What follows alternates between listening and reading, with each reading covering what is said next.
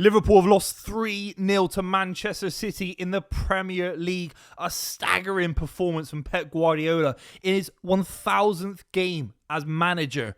It is an unbelievable thing we're witnessing. This is Pep Guardiola 3.0, and he's absolutely annihilated the current champions of the Premier League, Liverpool. We're going to break down 5 things we learned from the game, and of course, have a bit of a wider discussion about the title race, which of course includes Arsenal. Let me know what you think in the comments down below. It was a juicy, entertaining game with lots of drama. Here are 5 things we learned, and obviously match analysis from the goals themselves. It was a crazy first half. The intensity for Manchester City on the ball was absolutely brilliant.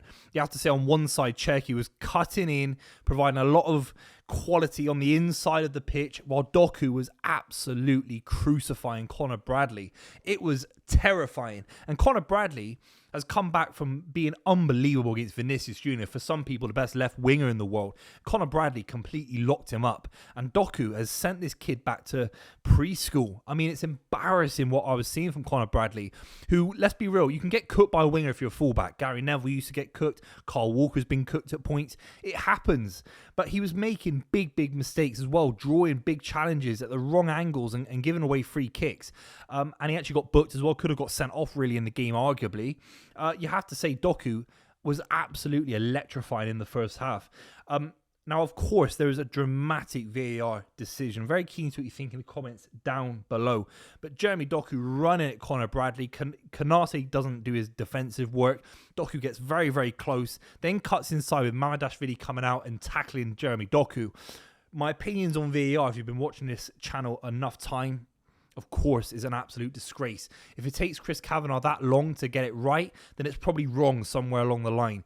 If he calls it live, then that is a penalty. He does make contact with Jeremy Doku. It's soft, but it is a penalty. The fact that he's taken that long to get there, for me, is still wrong and completely egregious. That's how I see it, as an unbiased perspective as possible.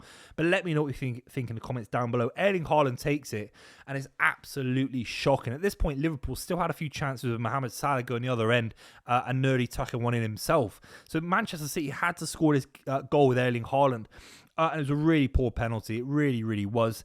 I was actually saying at the time, you want that kind of silky, sultry, calm guy to rock up and just roll it in, a bit like a Pirlo penalty in a big game of this magnitude. I thought it was a poor approach. I thought Erling Haaland could have waited for Mamadashvili. Erling Haaland could have been a little bit cooler about the situation potentially. I thought it was a really rushed kind of penalty. Look, I'm not going to delve too much into it. It's just frustrating maybe that big moments like this, if this was a better Liverpool side, it could have cost Manchester City. And it's just frustrating because City have had issues with penalties for many years. If you're a City fan, you will know that. But what can I say about this guy? Maybe I'm being hypercritical. I think he should be tucking that penalty away. That's just my opinion. But you have to say, the header is out of this world. I couldn't believe what I was seeing. Mateus Nunes with an unbelievable ball in with dead weight. And these City players, whether it's on the left or the right, the fullback, the wingers, they know any kind of ball into the box, Haaland's got a great chance. But any kind of floated ball with a bit of accuracy, you don't have to smash it hard. Any kind of floated ball, and Erling Haaland's better in the air than any centre-back in the Premier League. It is an absolutely staggering thing that I'm seeing from Erling Haaland in the air this season. The goal heads the ball back across Mamadashvili, an expert striker. An amateur striker maybe goes near post to where you are, tries to get there, and it goes down the middle of the net. To get it across the face of the goal, Dzeko scored one against Tottenham Hotspur many years ago for Mancini, away from home at White Hart Lane in a 5-1 win.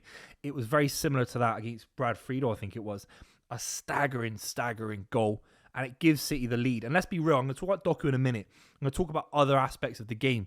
But without Erling Haaland breaking the deadlock, without Erling Haaland getting over the fact that he missed the penalty, there's no confidence from Nico Gonzalez to get a very rare goal for him. Jeremy Doku to score one of the goals of the season contender. It's all because of Erling Haaland. Erling Haaland gives this Manchester City side a platform to go out and be successful.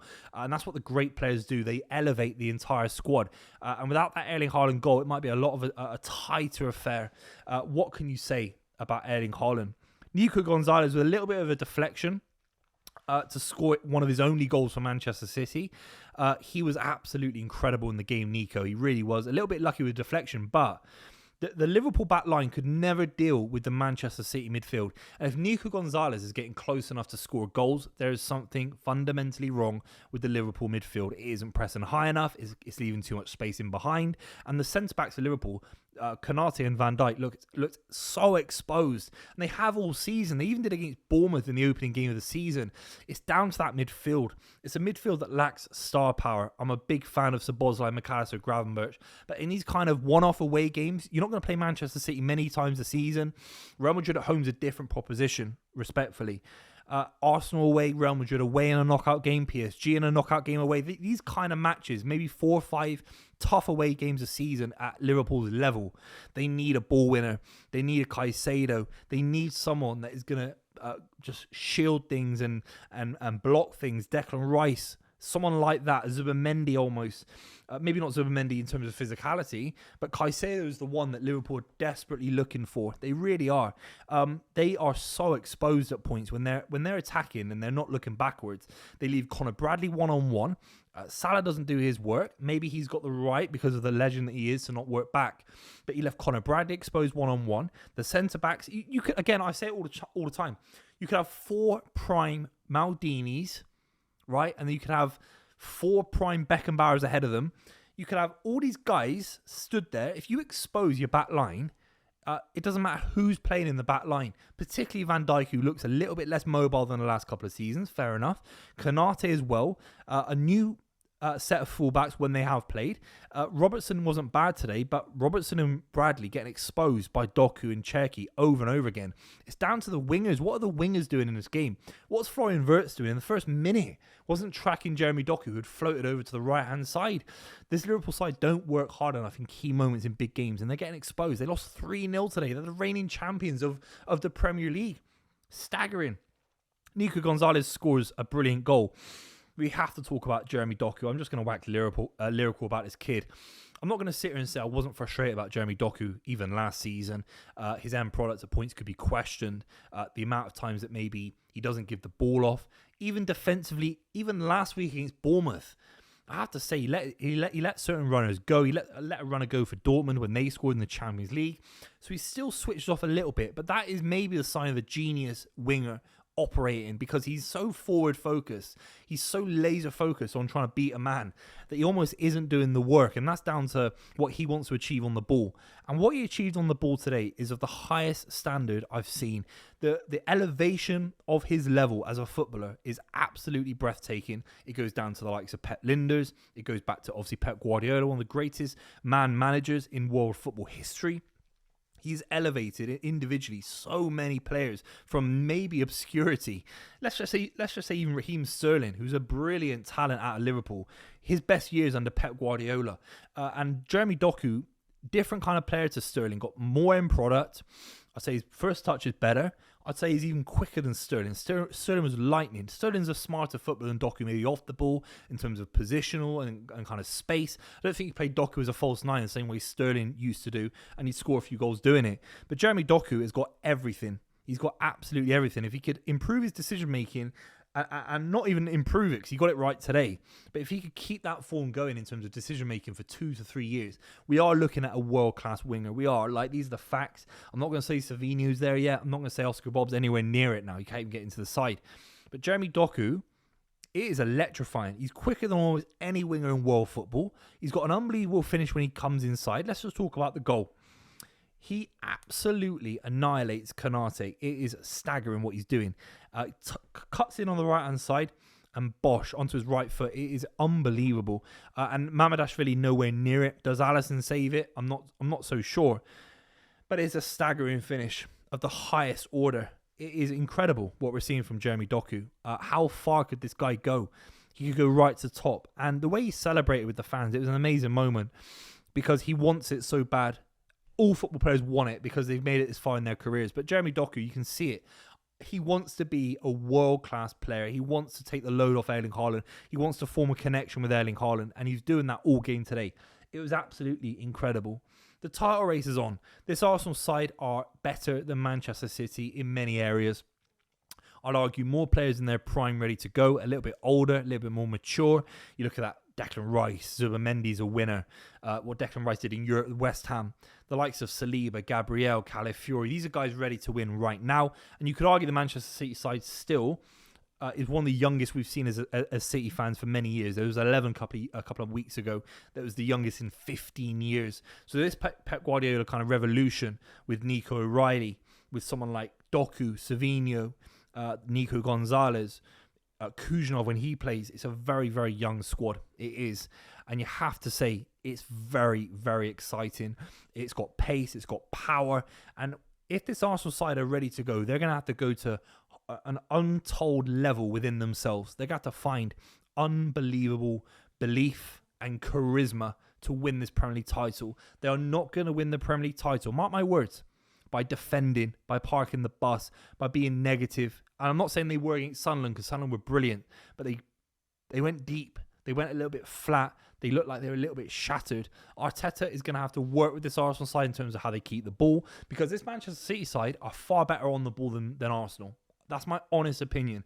And with Rodri to come back, Nico Gonzalez, Bernardo, Foden, Cherki, the possession aspect to Manchester City and key moments of keeping the ball with Phil Foden as well, I think with the experience that Pep has of winning league titles, suffocating games in this kind of way, absolutely bullying teams, but with the ball. Whereas Arsenal arguably bully sides when they don't even have it. Physically, they just sit back and let you be rubbish yourselves. But Manchester City make you rubbish with the ball.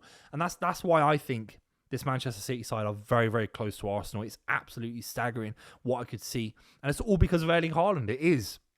Without Haaland, Doku doesn't have the confidence to do what he does, a young player. Nico Gonzalez doesn't have the confidence to do what he does, a young player. Haaland is giving a platform to this Manchester City side to win the Premier League. There's absolutely no question about it. It's Van Persie, 2013 Manchester United.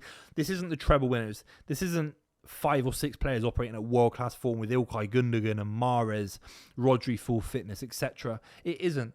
But it's a young squad that could get there.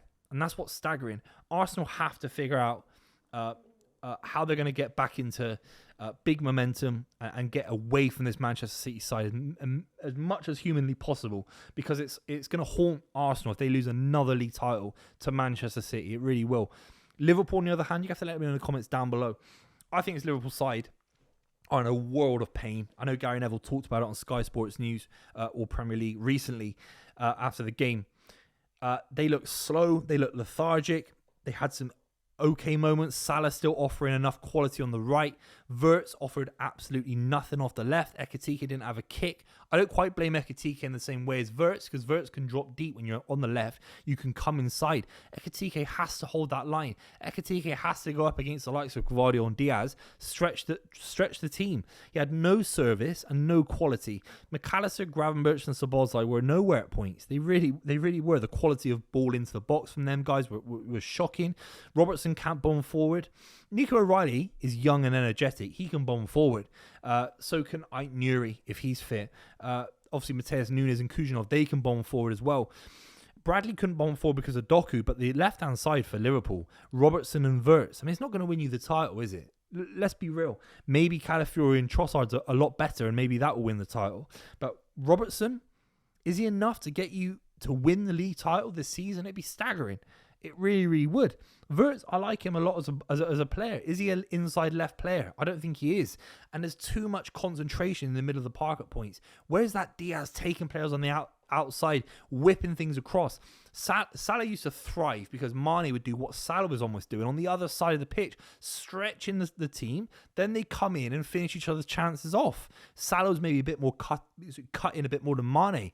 But without that balance, it's a very right-hand side kind of dominating Liverpool team. Salah and Bradley is far more powerful and pacey and confident than Wirtz and Robertson, and it won't be Wirtz for much longer. And Gakpo came in, he missed a sitter. These guys are in a world of pain. Are they in the title race? Yes, they're at 20%. I think Arsenal at 40%, and then what's the other number? Maybe it's Man City and Arsenal at 40% each. Maybe something like that. I think Liverpool's still got a 20% chance of winning it. But they have to string 3-4 wins together. Hope something doesn't click in terms of Gyökeres for Arsenal. Manchester City don't score with Haaland. But I actually think it's pulling away to becoming a 2-horse title race. Liverpool got a lot of things to work out. And Manchester City, Still could arguably not win a title this season, go again next year and have an unbelievable side with far more experience. But the worrying thing is, if you're watching this video as a neutral, let me know if you disagree or not, by the way. This Manchester City side could pull something out of the bag this season and create another era of dominance with Pep Guardiola in his 1,000th game. 68% win record. Maybe the greatest manager in the history of football. Certainly the second greatest manager in the history of modern British football. What are we seeing here? It's third, fourth generation Guardiola with Manchester City. Doku on one side, Cherki on the other. Phil Foden was fantastic today. Nico Gonzalez, Haaland, Rodri to come back, Marmoush to come in. He's desperate to play Marmoush. Oscar Bob's barely getting a kick. Savinho was great when he came on. There's so many world-class potential talents that could become world-class in this Manchester City side. Very, very exciting times. Let me know what you think in the comments down below. Make sure you subscribe, and I'll see you very, very soon.